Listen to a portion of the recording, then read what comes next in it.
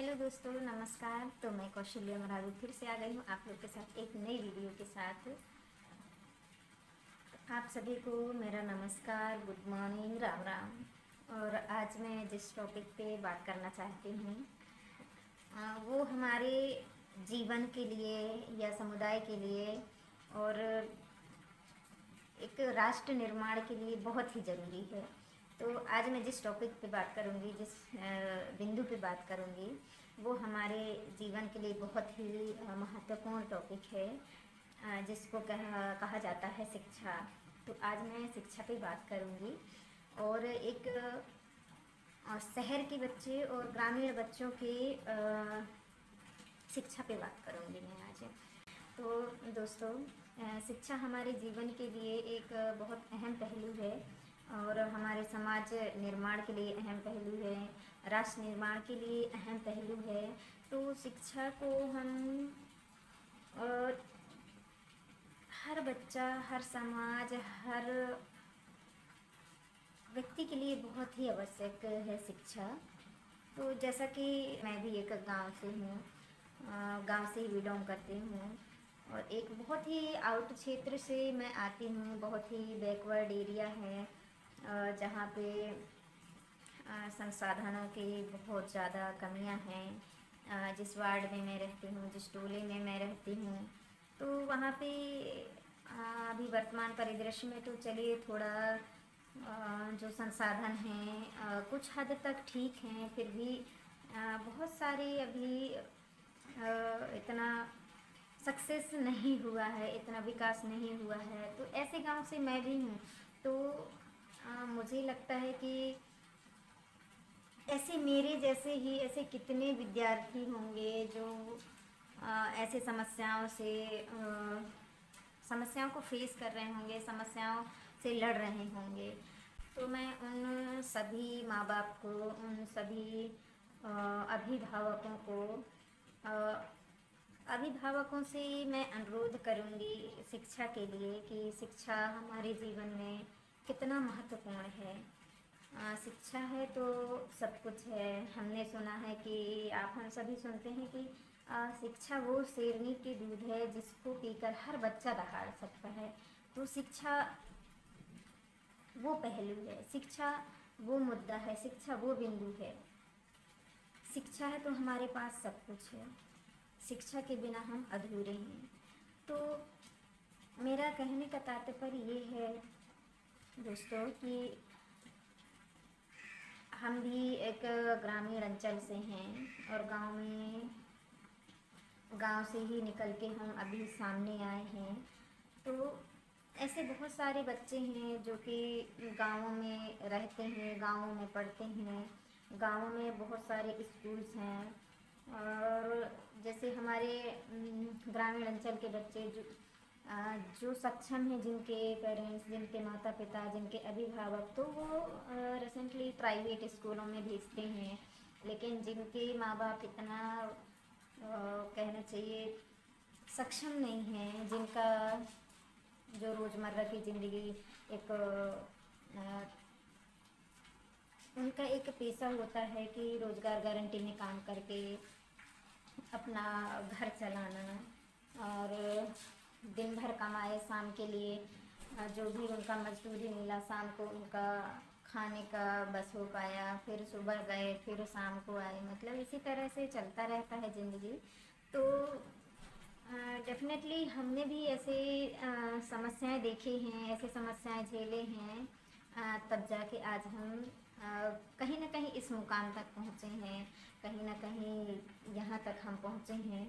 तो मेरे कहने का मतलब ये है कि हम क्यों ना इन समस्याओं को जूझते हुए या इन समस्याओं को फेस करते हुए जो हमारे आगे बढ़ने का जो माध्यम है, जिसको हम शिक्षा कहते हैं, उस पर विशेष ध्यान दें ताकि हम आगे चल के एक अच्छा परिवार का निर्माण कर सकें, एक अच्छा गांव का निर्माण कर सकें, एक अच्छा राष्ट्र का निर्माण कर सकें।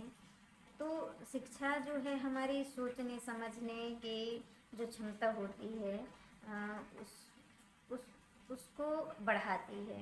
तो शिक्षा हमारे लिए बहुत ज़रूरी है। तो जैसे आज मैं शिक्षा पे बात कर रही हूँ, तो एक मैं कंपेयर करूँगी कि एक ग्रामीण अंचल का बच्चा और शहरी अंचल के जो बच्चे होते हैं उनमें क्या डिफरेंट होते हैं और क्या वजह होती है ग्रामीण बच्चों में और शहरी बच्चों में कि उन लोग इतने पिछड़ जाते हैं या कई लोग सामने निकल कर आ जाते हैं। तो इस मुद्दे पे हम आज बात करेंगे। तो जैसे मैं भी एक गांव से हूँ, एक बहुत ही आउट एरिया से हूँ। तो मैं अपना अनुभव भी शेयर करूँगी और कोशिश करूँगी कि मेरे जो वीडियो के माध्यम से हर माता पिता या पेरेंट्स जो हैं एक अपने बच्चे को एक अच्छा भविष्य दे सकें। मुझे पता है कि हर माँ बाप चाहता है कि मेरे बच्चे वो मुकाम को छुए जिस मुकाम को उनने कभी देखा ही नहीं। हर माँ बाप का सपना होता है। तो इसके लिए हमें करना क्या पड़ेगा? शुरुआती तौर जैसे कि हमारे जो ग्रामीण अंचल के बच्चे होते हैं उनमें कौशल की कमी नहीं होती, उनमें बहुत ज़्यादा कौशल होती है, बहुत उनमें उत्सुकता होती है। बच्चे बहुत ज़्यादा एक्साइटेड होते हैं हर चीज़ के लिए, लेकिन ग्रामीण अंचल के बच्चों के पास वो साधन नहीं हो पाते, वो प्लेटफॉर्म नहीं मिल पाता, वो जगह नहीं मिल पाती, जिसके कारण बच्चे जो है जो उनके अंदर जो कौशल है उससे वो वंचित हो जाते हैं। ये बराबर नहीं होते। अगर ये 5 उंगली बराबर होते तो डेफिनेट है कि हम तुलना भी नहीं कर पाते। तो जिस प्रकार से हमारे ये 5 उंगली जिस प्रकार से हमारा ये 5 उंगली बराबर नहीं है, उसी प्रकार से ज़रूरी नहीं है कि हर बच्चे का मन सिर्फ पढ़ने में ही लगे। 100 में 100% हर बच्चे का मन पढ़ने में नहीं लग सकता। कुछ बच्चे ऐसे होते हैं जिनको गाना गाना पसंद है, जिनको खेल पसंद है, कुछ बच्चों को म्यूजिक पसंद है, डांस पसंद है। तो ऐसे अलग अलग प्लेटफॉर्म हैं जिनमें बच्चों की रुचि होती है। ये भी है कि हमारे जो ग्रामीण अंचल के बच्चे होते हैं, एक हम शिक्षा को लेके बात करें, उनकी पढ़ाई के स्तर को लेके बात करें, तो कहीं ना कहीं हमारे जो ग्रामीण अंचल के बच्चे होते हैं क्या है, माता पिता खेती बाड़ी करते हैं और खेती बाड़ी मजदूरी मतलब उनकी जो भी पेशा होती है वो करते हैं अपने जीवन यापन के लिए, जिसके कारण बच्चों को वो इतना ध्यान नहीं दे पाते हैं कि वो 1 घंटा बच्चों के लिए 1 घंटा निकालें और उनको पढ़ाएं, किसी भी स्थिति परिस्थिति में उनको ध्यान दें।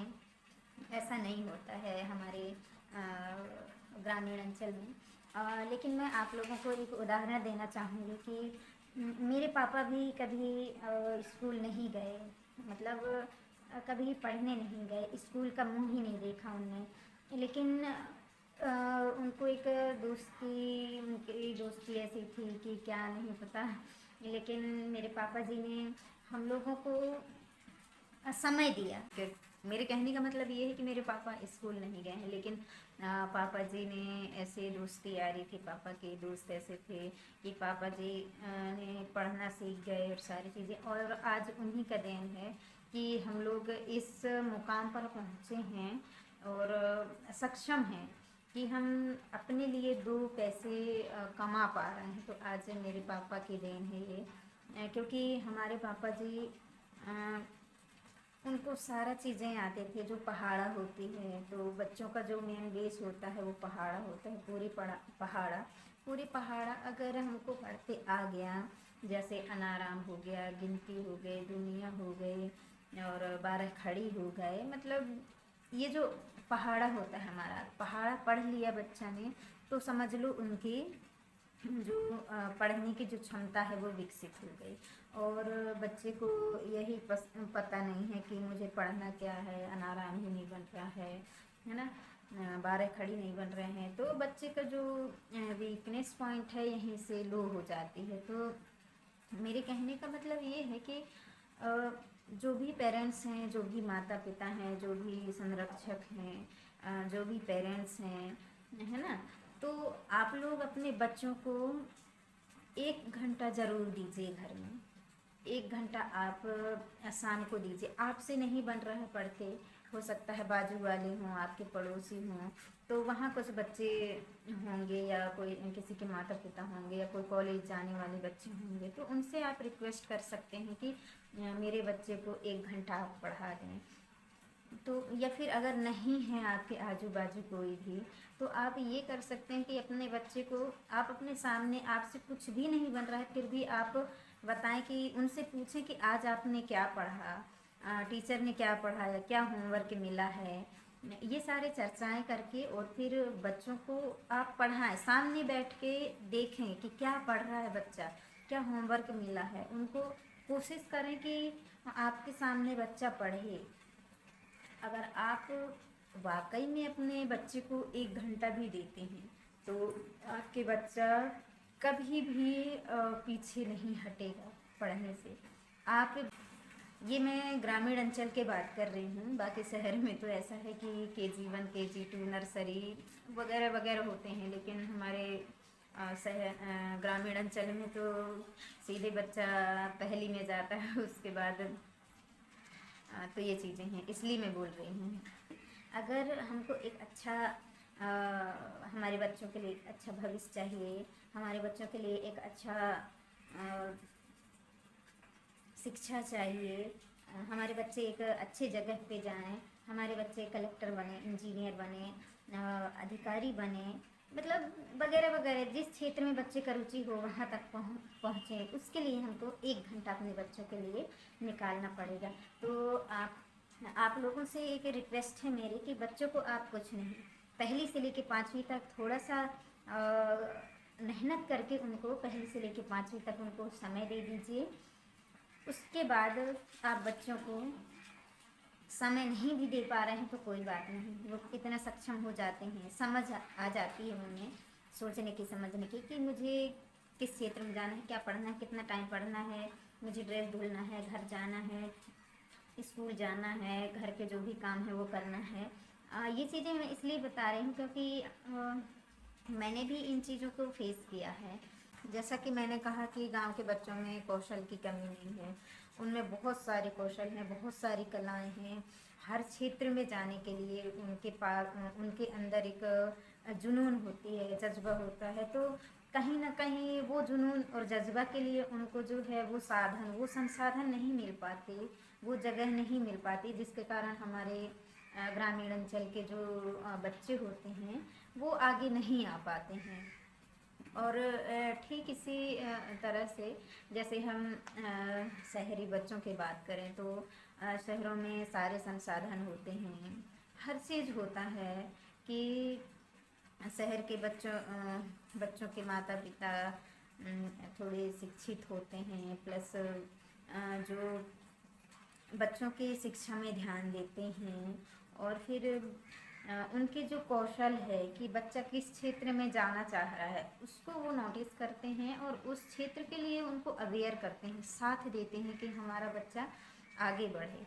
तो और शहरों में सारी चीज़ें उपलब्ध होते हैं, आप हम सबको पता है कि जैसा कि उनके लिए अगर बच्चे को रुचि है खेल में तो उनके लिए एक ग्राउंड होगा और बच्चों के लिए खेलने के लिए सामग्री उपलब्ध होंगे। अगर बच्चे को बैडमिंटन पसंद है तो वो बैडमिंटन चिड़िया देंगे, अगर वॉलीबॉल पसंद है तो वॉलीबॉल के लिए उनके पास सामान उपलब्ध होगा, है ना। और क्रिकेट पसंद है तो क्रिकेट के लिए सामग्री उपलब्ध होंगी। तो तमाम चीज़ें, जितने भी जो चीज़ें होती हैं शहरों में, ये सारी चीज़ें उपलब्ध होता है। अगर बच्चों को गाने का पसंद है, डांस का पसंद है, तो उनको ऐसे प्लेटफॉर्म अवेलेबल होते हैं शहरों में कि उनको कोचिंग के तौर पे आगे लाया जा सकता है। लेकिन हमारे जो ग्रामीण अंचल के बच्चे होते हैं, ये सारी चीज़ों से वो रुचि तो होती है, लेकिन प्लेटफॉर्म ना मिलने के कारण, वो स्थान ना मिलने के कारण जो है हमारे के बच्चे इतना उभर कर सामने नहीं आ पाते हैं। तो हमें अगर बच्चों को सामने लाना है, बच्चों को एक अच्छी जगह पहुंचाना है, सही रास्ता दिखाना है, तो हमको उनके कौशल पहचानना होगा, उनकी कला पहचाननी होगी कि बच्चे को किस क्षेत्र में ज़्यादा इंटरेस्ट है, किस क्षेत्र में ज़्यादा रुचि है, वो किस क्षेत्र में जाना चाहता है। तो मेरे कुल कहने का मतलब ये है कि अगर हमें बच्चों के अच्छा भविष्य चाहिए तो फाइनली हमें थोड़ा सा मेहनत करना पड़ेगा। तो हर माँ बाप, हर पेरेंट्स, हर संरक्षक से हमारा यही अनुरोध है कि आप लोग अपने बच्चों के लिए इतना तो कर सकते हैं, इतना तो समय दे सकते हैं ताकि हमारा बच्चा आगे बढ़ सके, अच्छा जगह पहुंच सके। तो थोड़ा 1 घंटा तो हमें निकालना ही पड़ेगा हमारे बच्चों के लिए। तो आज का मेरा यहीं तक का था। आप लोग मुझे ज़रूर बताइएगा कि मेरे ये सुझाव कैसा लगा आप लोगों को, और अगर अच्छा लगा, जैसा भी लगा, तो कमेंट करके ज़रूर बताइएगा। और मेरे जो वीडियो है उसको लाइक कीजिएगा, शेयर कीजिएगा और सब्सक्राइब कीजिएगा, ताकि जो भी मेरे नए वीडियो आने वाला है वो आपको सबसे पहले मिले। तब तक के लिए टाटा बाय बाय।